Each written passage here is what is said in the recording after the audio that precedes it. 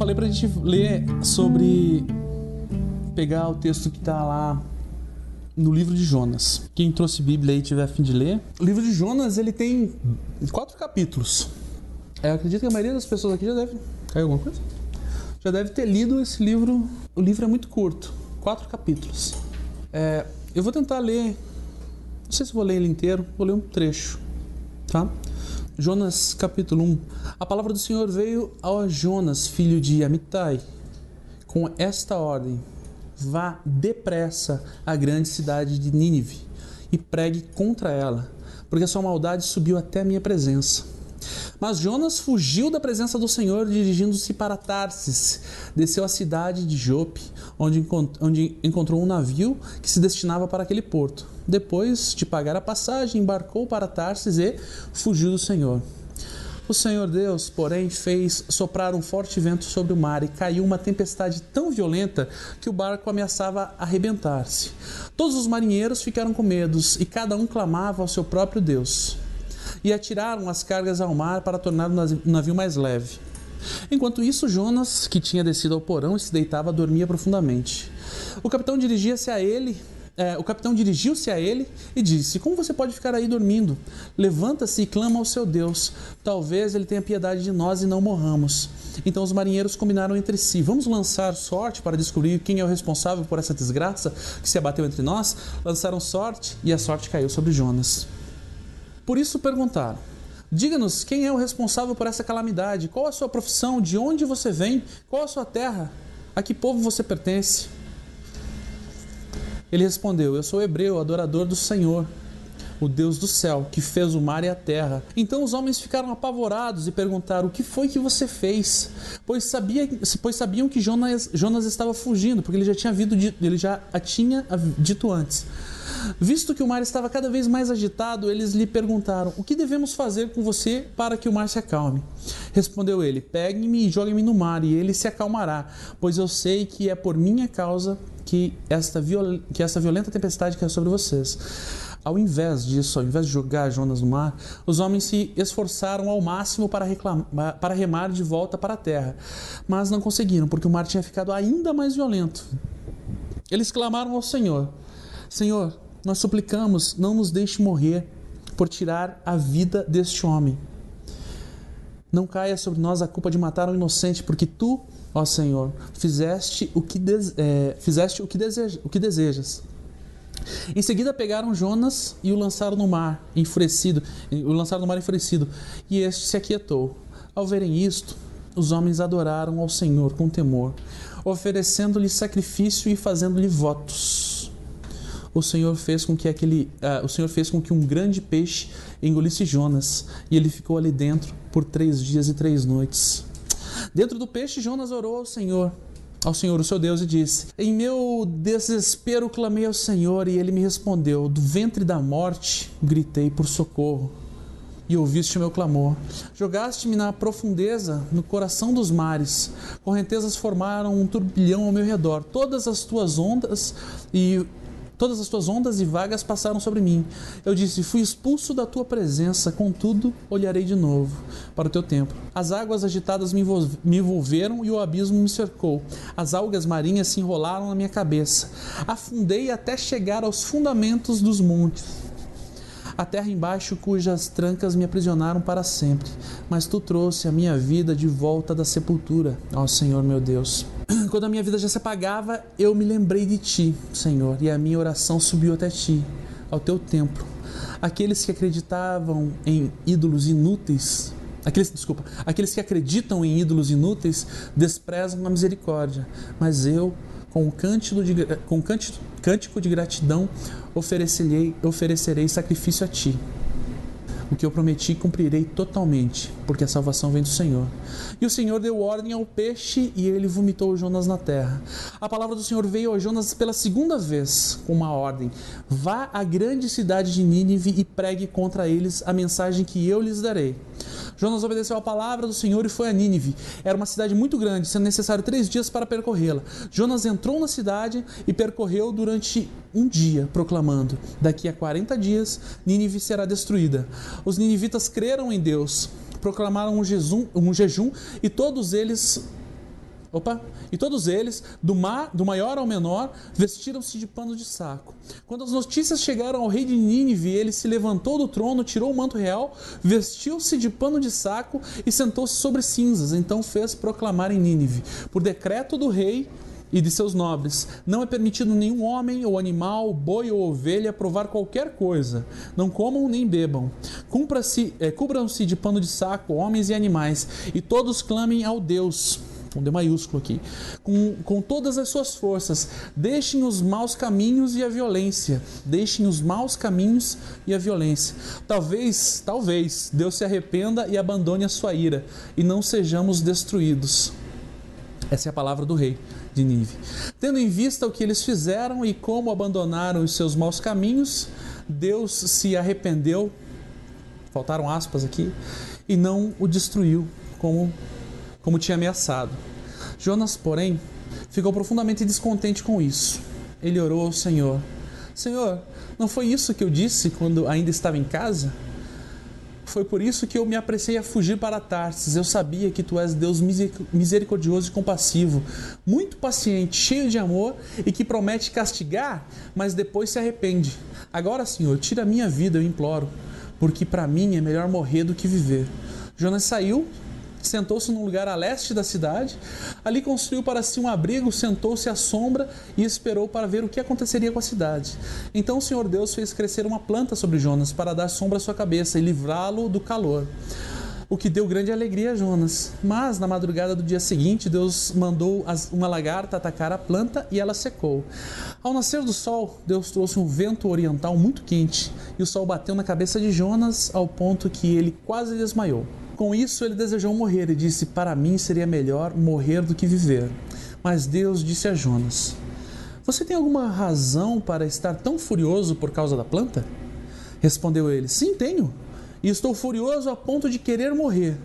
Mas o Senhor lhe disse: você tem pena dessa planta? Embora não tenha podado, nem tenha feito crescer, ela nasceu numa noite e na outra morreu. Contudo, Nínive tem mais de 120 mil pessoas que não sabem nem distinguir a mão direita da esquerda, além de muitos rebanhos. Não deveria eu ter pena dessa grande cidade? Só até aí.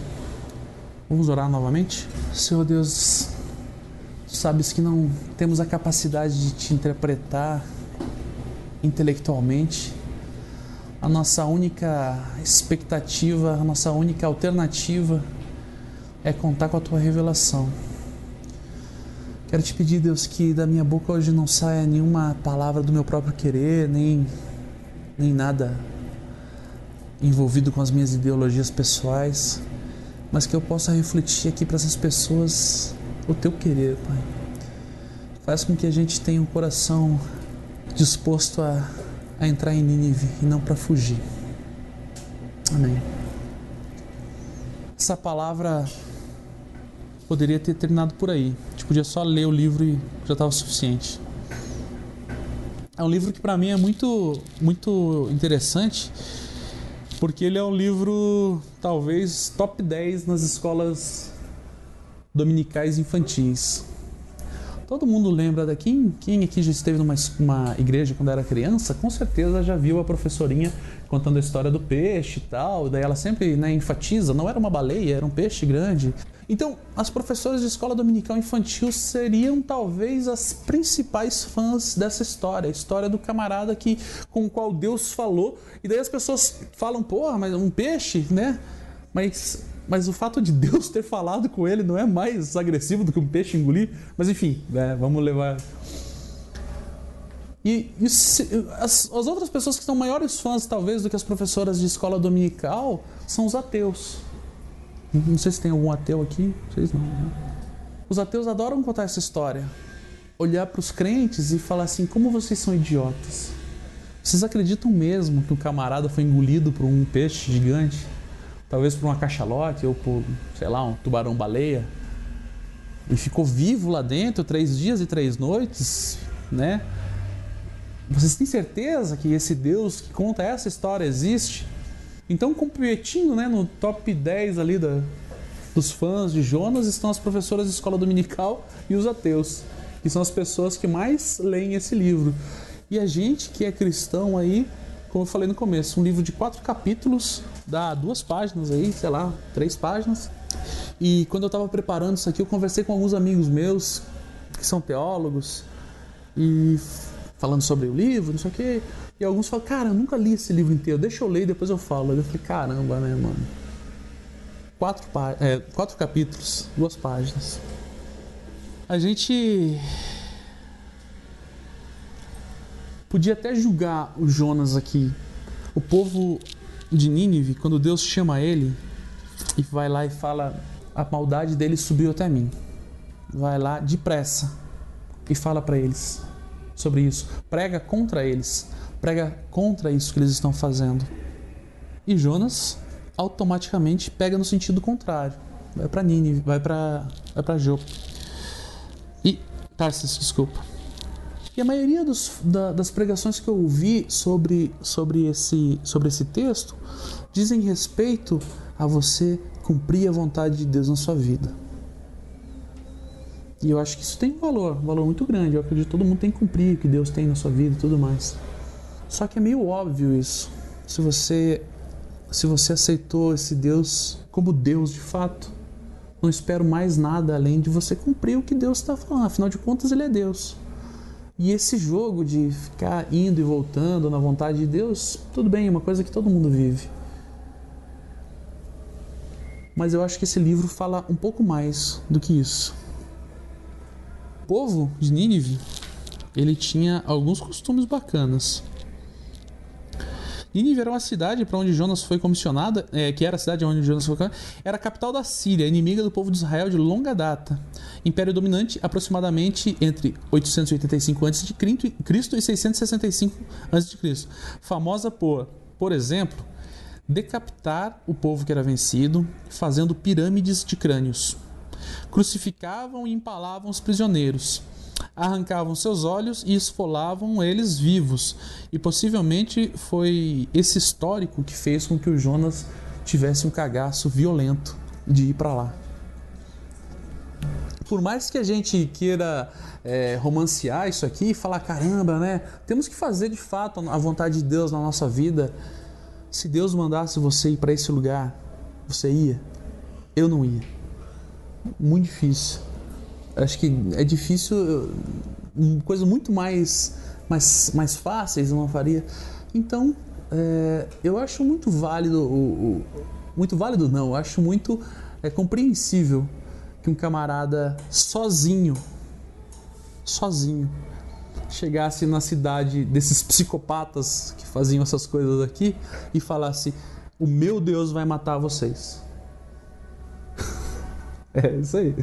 O nego ia esfolar ele, arrancar a cabeça dele, essas coisas que aconteceram aqui. Mas de modo geral, a história termina aí. Jonas vai pro barco, o barco fica ruim, ele cai na água, o peixe vem, vomita ele prega pros caras, os caras se convertem. Final da história. É aí que termina a história. Parece até uma adaptação para um filme, né? Geralmente assim, um filme sempre tem que terminar ali com o herói se redimindo e, porra, aquele cara que outrora fugiu, hoje é o herói de Nínive. Mas o livro, ele tem ainda um 4º capítulo. E esse 4º capítulo talvez seja o foco do que eu queria falar hoje. Mas antes de falar do 4º capítulo, a primeira coisa que eu queria falar é assim, de modo geral, as pessoas falam, caramba, mas Deus queria destruir Nínive porque eles faziam maldades. E no texto bíblico, e é claro, a gente tem que levar em consideração questões sociais, questões culturais, todas as questões envolvidas, porque na verdade foi um ser humano que escreveu o texto, influenciado por Deus, mas o cara que escreveu estava subordinado também à sua cultura, estava subordinado à sua situação social, se era rico, se era pobre, se era bonito ou feio, seja lá o que for. O texto diz para ele o seguinte, Jonas 1:2. Vá depressa à grande cidade de Nínive e pregue contra ela, porque a sua maldade subiu até a minha presença. O que a gente tem que lembrar é que Deus é Deus, e Ele pode fazer o que Ele quiser, e Ele não precisa de nenhum de nós. Isso é uma coisa que eu acredito que talvez una todas as igrejas, é essa ideia de que Deus não precisa do ser humano. Deus não fez uma ferramenta para si. o motivo de Deus ter feito os homens é muito maior do que simplesmente eu precisava ir lá, criei o Heron para ir lá. Não, é muito mais. O valor que o Heron tem para Deus e todos os outros, você está na minha frente, você vai ser alvo dos meus exemplos o tempo inteiro. O motivo dele estar aqui não é apenas para isso. Tem uma coisa muito maior. Só que Deus falou que a maldade deles subiu até eu. Deus falou, a sua maldade subiu até mim. Vá lá e pregue contra eles. Contra a cidade. Às vezes, né, a gente acha que isso é uma ameaça de Deus. Parece que Deus está falando, vá lá. Vá lá e fale para eles que eu não estou gostando daquilo. Se eles não mudarem, eu vou ter que fazer alguma coisa. Vá lá para aquela outra igreja que prega daquela outra forma e fale, essa pregação não é boa. Se você não mudar a sua pregação, Deus vai fazer alguma coisa aqui. Muito baseado naquela ideia de que está escrito em Romanos 6,23, que o apóstolo Paulo fala, porque o salário do pecado é a morte, mas o dom gratuito de Deus é a vida eterna, por Cristo Jesus, Senhor. Às vezes a gente tem a impressão, então, que porque eu estou pecando, Deus vai ficar indignado com o meu pecado e vai me matar.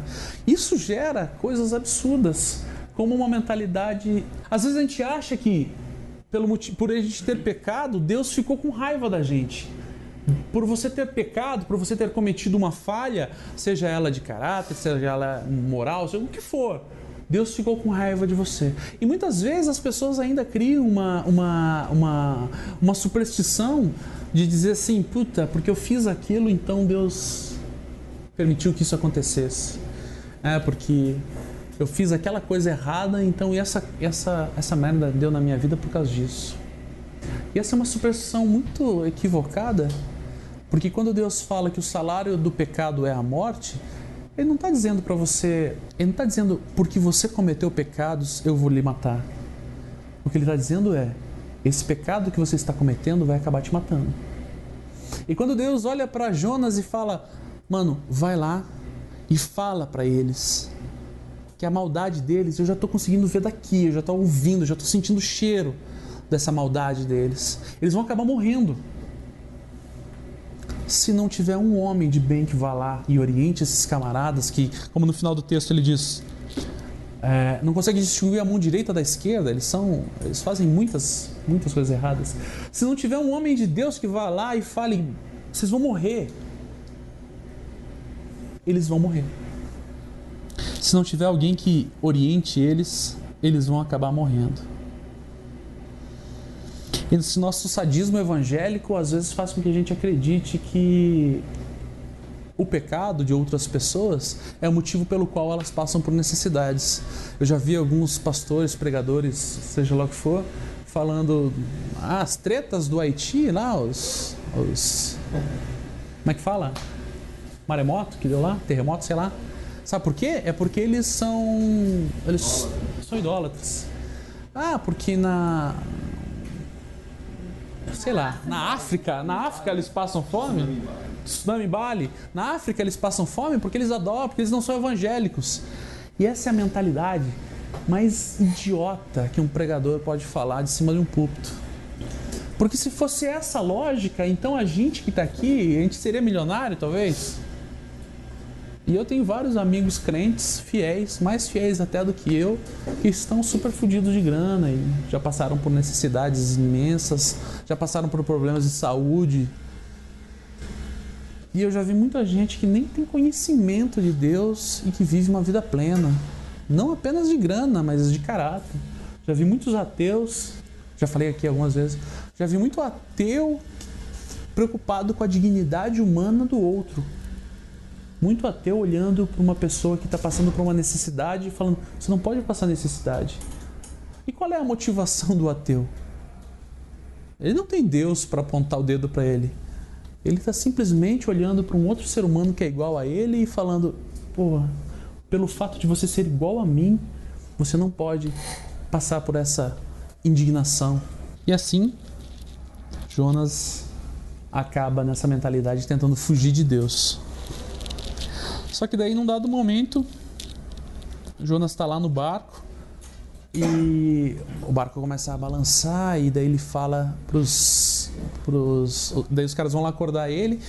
Eis que o cara fala assim: qual Deus você serve? Pô, porque está acontecendo alguma fita errada aí. E ele fala: eu sirvo ao Deus de Israel, aquela coisa toda que vocês leram ali. E ele fala: e agora, o que a gente faz? Ele fala assim: me joga no mar, que isso tudo vai acabar. A mentalidade de Jonas ainda era essa: por eu ter pecado, por eu ter feito uma coisa errada, Deus está com muita raiva de mim. Só que antes de jogar eles no mar, os pagãos ali, que estavam, os marinheiros pagãos, ainda tentaram remar para a terra. E ainda não conseguiram, né? Tentaram remar para a terra. Os pagãos tiveram misericórdia de Jonas. Por fim, eles jogaram e não morreram, né? O mar acabou por ficar mais tranquilo. Jonas vai para Nínive, né? Tem a história da baleia, né? Todo mundo sabe. A baleia engoliu ele e depois cuspiu em Nínive. E ele vai para Nínive e prega para eles. A cidade era tão grande que caminhando demoraria 4 dias para cumprir de um lado ao outro. Só que no primeiro dia, segundo o texto, eles já se converteram. Jonas passou caminhando e olhando nos olhos de todo mundo que praticava as iniquidades, as injustiças e todos os problemas que Deus havia citado no começo, e falando: se arrependam das iniquidades, se arrependam da iniquidade, se arrependam dos pecados, se arrependam de tudo isso que vocês estão fazendo, porque em 40 dias vocês vão acabar morrendo. Se arrependam e voltem para Deus. Ou melhor, né? Nem voltem, eles nunca tinham conhecido Deus. Se arrependam para o Deus que eu estou pregando. E detalhe que eles se arrependeram. Acabaram se convertendo. E esse papo de conversão, de que vocês vão morrer se vocês continuarem assim, chegou até o rei. E o rei decretou que todo mundo se convertesse. Todo mundo se convertesse. Aliás, não só homens e mulheres, em crianças, mas os animais também não comam. Vamos fazer um jejum. Vamos se purificar dessa vida errada que a gente vivia vivendo até agora. Porque veio um homem de Deus e mostrou e falou pra gente qual é a maneira certa de viver, qual é o jeito de viver. E qual era o jeito de viver senão se arrependendo dos seus pecados. Eles se arrependeram e foram para Deus. Terminado esse momento, quarto ponto aqui, Jonas se revolta. E aí que eu queria chegar. A revolta de Jonas, ela é sempre deixada de lado quando a gente conta essa história. Não sei se vocês perceberam, mas quando eu contei a história, nem dei tanta ênfase para a baleia, porque, sério, não tem diferença nenhuma essa baleia nessa história. Jonas poderia ter ficado escondido num buraco. Jonas poderia ter ficado no sótão, lá no porão, aliás, do navio. Jonas poderia ter ficado na casa dele, trancado embaixo da cama. Essa história não trata de baleia. Essa história não trata de um Deus sadista. Essa história não trata de um homem que resolveu fazer o que é certo. Essa história trata-se da misericórdia e da graça de Deus.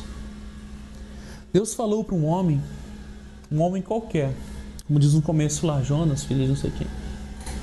Mais um homem igual a eu, igual a você, e falou: a maldade daquela cidade, de Nínive, subiu até a mim. Eu escutei as pessoas reclamando da injustiça, eu escutei o cheiro dos pecados, aliás, eu senti o cheiro dos pecados, eu vi as injustiças acontecendo. Eu preciso que um homem de Deus vá lá e pregue a verdade para eles. Eu não preciso que um homem de Deus vá lá e faça proselitismo da sua igreja, venha para a igreja do armazém e tudo vai mudar na sua vida, porque não vai. Eu preciso que um homem de Deus vá lá e diga, e faça eles diferenciarem, né, como no texto bíblico fala no final, eles não diferenciam a mão direita da esquerda, mas mostrem para eles qual é a mão direita, qual é a mão esquerda. Mostre para eles o que é certo, o que é errado. Mostre para eles o que deve ser feito e o que não pode ser feito. Mostre para eles que não se deve oprimir as pessoas, não se deve oprimir as viúvas, não se deve se aproveitar das pessoas. Mostre para ele o que é justiça. E depois que tudo isso aconteceu, Jonas fica revoltado com Deus. e fala assim: não foi isso que eu tinha dito? Porque Deus viu que eles se arrependeram e resolveu que não ia destruir. E Jonas falou: viu o que eu falei? Esse é o meu maior problema com Deus. Porque eu sabia que se eu fosse para aqueles desgraçados de Nínive e pregasse e eles se convertessem, você é um Deus que fala que vai matar quem é desgraçado, mas não mata, porque tem misericórdia. Você fala para mim que vai acabar passando a régua nesse povo que é idólatra, mas não passa, porque eles se arrependem. E mesmo que eles não se arrependessem, você tem misericórdia. Essa foi a maior revolta de Jonas, a ponto dele sair a leste da cidade, a uma distância tal, para ficar esperando. Será que Deus não vai na hora falar: pô, realmente, passaram dos limites. Essa é a revolta de Jonas. A revolta de Jonas é a misericórdia de Deus. Na verdade, a misericórdia de Deus, ela é ultrajante. Ela é um ultraje para nós que somos cristãos de verdade. Para gente que tem uma conduta ilibada, para eu que nunca peco, para eu que nunca faço uma coisa errada, eu que nunca minto, eu que nunca traio os meus amigos, eu que nunca atraso as minhas dívidas, faz com que a misericórdia de Deus seja um ultraje. Era o que Jonas sentia. Ele olhava para si mesmo e via-se santo. E às vezes eu olho para mim mesmo e acho que só isso. Acho que eu não erro, acho que eu não atraso minhas dívidas, acho que eu não traio os meus amigos, acho que eu não piso na bola com as pessoas. E quando eu falo e quando eu acredito piamente que eu sou essa pessoa boa de verdade, a misericórdia de Deus é um ultraje. Porque daí eu olho para a pessoa que peca de verdade, e às vezes peca mais do que eu, não sei se em quantidade ou em qualidade, mas olho para essas pessoas e acabo pensando: caramba, Deus, por que você tem misericórdia deles? Olho para as pessoas que oprimem o pobre e falo: por que você tem misericórdia deles? Olho para o governador que oprime os professores e falo: por que você tem misericórdia desse cara? Olho para os maridos que espancam as mulheres e falam: por que você não mata esses caras? Olho para os racistas que têm raiva dos negros e falo: por que os racistas não morrem? Olho para os homofóbicos que espancam gays e penso: por que os homofóbicos não morrem? Eles não morrem por causa da misericórdia de Deus. Às vezes eu olho para o ISIS, Estado Islâmico, que está matando tanta gente, e eu vi muita gente falando isso: eles mataram uma porrada de gente. E agora há pouco mataram 21 coptas lá, né? Ou 20 coptas, não sei. E daí eu me indigno e falo: por que os meus irmãos da igreja copta estão morrendo e Deus não faz nada? Deus não faz nada justamente por isso. Porque o mesmo peso que cai sobre a cabeça dos terroristas do Estado Islâmico cai sobre a minha cabeça também. O mesmo sangue que está nas mãos do marido que espanca a mulher está nas minhas mãos também. A misericórdia de Deus é um ultraje porque eu entendo que sou melhor do que os outros. Quando eu não me entender melhor do que os outros, a misericórdia de Deus não vai mais ser ultrajante para mim. Porque eu vou entender que todos os pecadores são também meus irmãos. Quando a misericórdia de Deus não for mais ultraje para mim, quando eu não ficar mais indignado no trânsito porque um cara passou na minha frente e meteu o dedo do meio para ele, quando eu conseguir não ter raiva porque o policial, de novo assim, porque o policial me parou na rua e eu falo assim: porra, por que não vai prender bandido? Eu tô aqui trabalhando. Quando eu entender todas essas coisas, talvez eu esteja começando a ser cristão. Quando eu começar a entender que mesmo as pessoas mais desprezíveis da face da terra são abraçadas pelos braços de Deus, eu vou entender talvez que eu seja uma dessas pessoas, uma das mais desprezíveis da terra. Assim como o próprio apóstolo Paulo falou, né? Os pecadores, talvez eu seja o principal. E o principal porque essas pessoas desprezíveis, os ninivitas lá, eles não sabiam as coisas que estavam acontecendo. E tinha um homem, Jonas, um cagão, que Deus falou: vai lá e fala para eles que eles estão fazendo cagão. Fala para eles, fala para os ninivitas que o chefe oprimir o empregado é um pecado e sobe até a mim e eu fico indignado. Fala para ele que ele vai morrer porque um dia o empregado vai se revoltar. Fala para o marido que espanca a mulher que esse pecado está chegando até mim e um dia ele vai morrer por causa disso. Fala pro racista, fala pro homofóbico, fala para todo mundo que a palavra de Deus, ela é justiça. E ela não é justiça como pregam alguns no sentido ativo da coisa, fazer justiça. Não, ela é justiça em oposição à injustiça. Se nós como igreja estamos manifestos em algum lugar e a injustiça continua se propagando, se nós como indivíduos estamos num lugar e a injustiça continua se propagando, será que estamos tão tomados por Deus como às vezes acreditamos que estamos? Será que não somos covardes igual o Jonas que estava fugindo? Porque talvez a gente entenda que a gente já está salvo e eu não faço, eu tento fazer a menor quantidade de coisas erradas que eu consigo e já é difícil. E às vezes eu estou num lugar e entendo que as pessoas estão fazendo coisas que vão levar elas para a morte.